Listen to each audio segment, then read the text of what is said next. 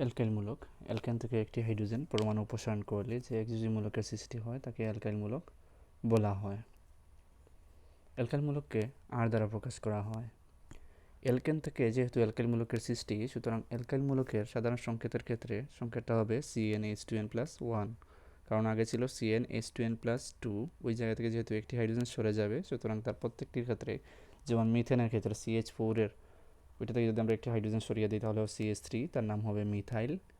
যদি আমরা ইথেনের ক্ষেত্রে দেখি C2H6, ওই জায়গা থেকে যদি একটি হাইড্রোজেন অপসারিত হয় তখন তার নাম হবে ইথাইল। একইভাবে প্রোপাইল, বিউটাইল, পেন্টাইল, হেক্সাইল, হেপটাইল এইভাবে হবে।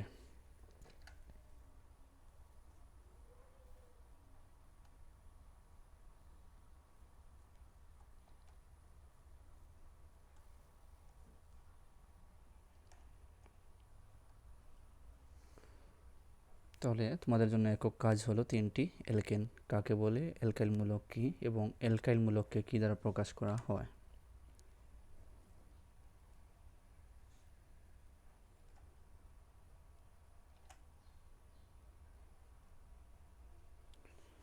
আমরা আগে যে অ্যালকেনের যে বিভিন্ন নামকরণ সম্বন্ধে আমরা আগে বলেছিলাম পূর্বের ক্লাসে, সেটা নিয়েই আবারও আমরা যদি একটু মনে করে দিই তোমাদেরকে রিমাইন্ডারটা, যে মিথেন এক কার্বন হলে মিথেন, আর আমরা ওই আগের সংকেত অনুসারে CnH2n+2 ওই সংকেত অনুসারেই প্রত্যেকের সাথে সাথে প্রত্যেকটি অ্যালকেনের সাথে হাইড্রোজেন যুক্ত হবে।